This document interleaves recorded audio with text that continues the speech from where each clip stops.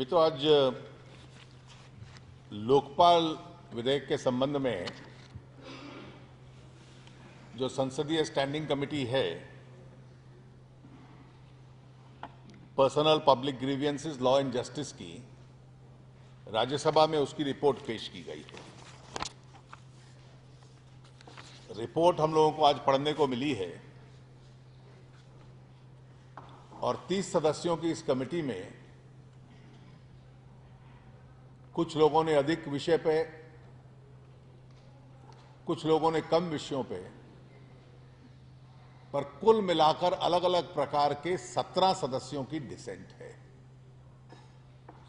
There's a note of dissent of some 17 members.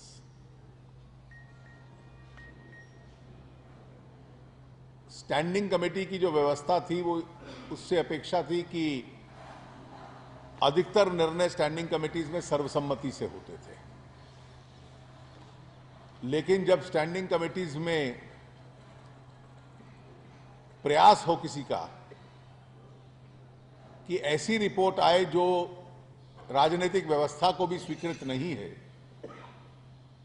तो तभी इतना शार्प डिवीजन होता है। रिपोर्ट हम लोगों ने पढ़ी है जो समय उपलब्ध था, और ऐसा लगता है कि रिपोर्ट के माध्यम से प्रयास ये है कि लोकपाल का विधेयक जो इसी सत्र में पेश होना है और इसी सत्र में अप्रूव होना है, जो सरकार की तरफ से और पूरे राजनीतिक व्यवस्था की तरफ से एक सार्वजनिक घोषणा है, उसको इतना विवादित बना दिया जाए, उसको इतना कॉम्प्लिकेट कर दिया जाए कि इसकी संभावनाएं कम हो जाएं। मुझे तो इन प्रस्तावों के पीछे इस प्रकार की नीयत लगती है।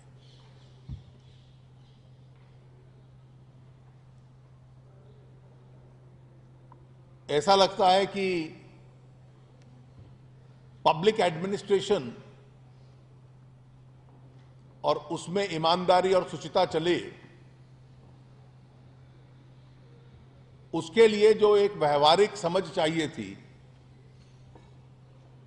उसके स्थान पर केवल कानूनी तर्कों में यह रिपोर्ट उलझ गई है।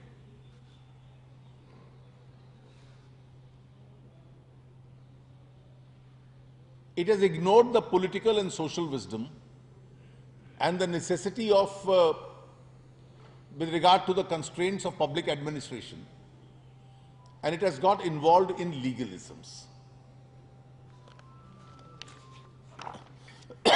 दो विषयों का मुझे विशेष रूप से खेद है, क्योंकि वो राजनीतिक व्यवस्था की विश्वसनीयता पे प्रश्न चिन्ह खड़ा करते हैं। There is a question they raise on the credibility of the political system. Report के चौथे पेज पे पैरा 1.8 में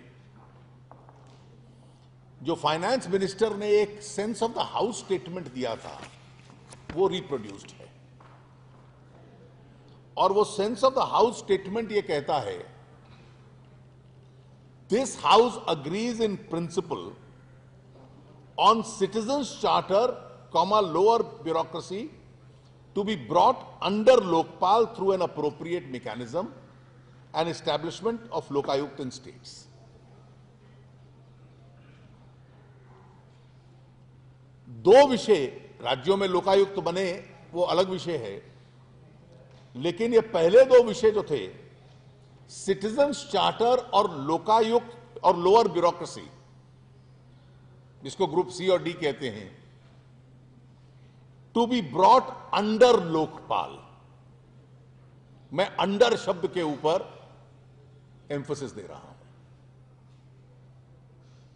जब श्री अन्ना हजारे ने अपना उपवास तोड़ा था और दोनों सदनों में बहस के बाद जो sense of the house statement था, जिसमें दोनों सदनों की एक प्रकार से सहमति थी और पूरे देश को यह बतलाया गया कि लोअर ब्यूरोक्रेसी और citizens charter under the Lokpal होंगे, अब इस रिपोर्ट पे इन दोनों विषयों को पढ़ लिया जाए। Neither is lower bureaucracy under the Lokpal, nor is the citizens charter under the Lokpal.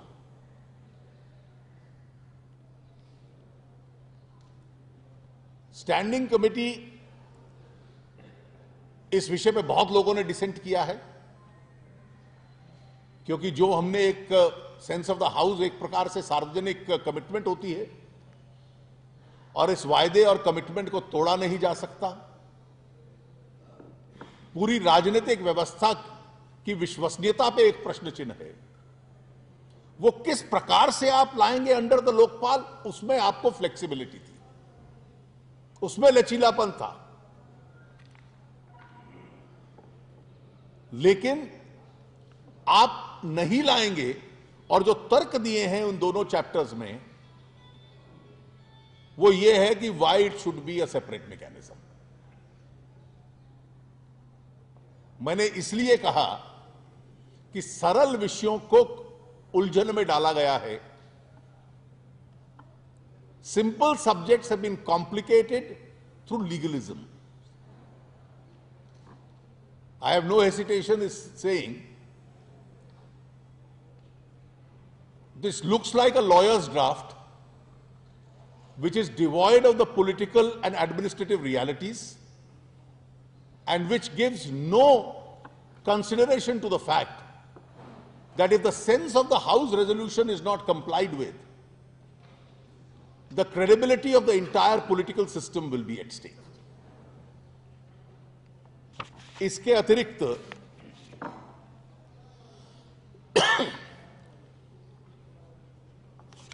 प्रधानमंत्री के विषय में यह कहा गया है कि हम कोई अपनी टिप्पणी नहीं करते, अलग अलग मत हैं। We leave it to the wisdom and the sense of the house. I think the standing committee had a job to perform. Even when there were divided opinions, they have ignored the views of a significant section and given their own opinion, right or wrong. और ये जो व्यवस्था उन्होंने सुझाई है कि तीनों option संसद के सामने रख दो और एक सेमिनार हो जाए और संसद फिर तय कर ले तीन में से किसको स्वीकार करती है। It is unknown to parliamentary practices, it is unknown to parliamentary democracy. On basis of this report, a government has to take a definitive opinion. It has to form a definitive opinion. That opinion will either be accepted or rejected by the houses. BJP की तरफ से हमारे 7 सदस्य थे, उसमें page 198 पे जो प्रमुख नोट ऑफ डिसेंट है हमारे सदस्यों का है। मेरा यह सुझाव होगा कि आप लोग उसको एक बार पढ़ लें। उसके साथ हमारे इस पे 6 लोगों के साइन है। इससे कनकर एग्री करते हुए और सीबीआई के संबंध में कुछ एडिशनल बातें कहते हुए जेठमलानी जी का 7वां डिसेंट नोट है। तो हमारे 7 सदस्यों का एक डिसेंट नोट है। हमने प्रधानमंत्री लोकपाल के दायरे में आए, पब्लिक ऑर्डर और नेशनल सिक्योरिटी के विषयों को छोड़ के सिटीजन्स चार्टर के संबंध में भी हमने कहा है कि इसी एक्ट में आए उसको अंडर द लोकपाल लाया जा सकता है, क्योंकि sense of the house resolution में आपका कमिटमेंट था। सांसदों के संबंध में जो एक आम राय बनी है कि संसद में जो होता है वो प्रिविलेज है, लेकिन संसद से जो बाहर होता है उस पर सामान्य कानून लागू होता है संसद पे। लोअर ब्यूरोक्रेसी के संबंध में हमने कहा है।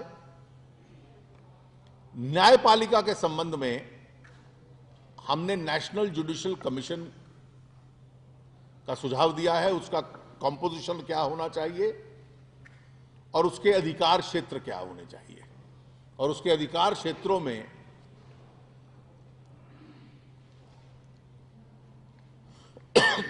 ग्रीवियंसेस और नियुक्तियां दोनों उस क्षेत्र में आए। लोकपाल को नियुक्त करने का जो कोलिजियम है वो सरकार से इंडिपेंडेंट हो, उसका कॉम्पोजिशन भी हमने सजेस्ट किया है। एक सर्च कमेटी की बात भी हम लोगों ने उसको इंडोर्स किया है। सीबीआई के विषय को लेकर बहुत विवाद है, तो इसलिए मैं सरलता से समझाना चाहता हूं कि हमने सीबीआई के संबंध में क्या कहा है। हमारे सांसदों ने यह कहा है कि सीबीआई को सरकार से डीलिंक करके ऑटोनोमस बनाया जाए। सीबीआई डायरेक्टर की नियुक्ति सरकार नहीं करेगी, लेकिन एक कोलिजियम करेगा जिसमें प्रधानमंत्री, नेता प्रतिपक्ष लोकसभा और चेयरमैन लोकपाल होंगे।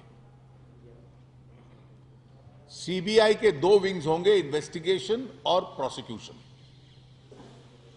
प्रोसिक्यूशन जो है वो हेडेड बाय डायरेक्टर प्रोसिक्यूशन होता है, वही प्रोसिक्यूटर्स की नियुक्ति करेगा। डायरेक्टर प्रोसिक्यूशन की नियुक्ति भी यही कोलिजियम करेगा।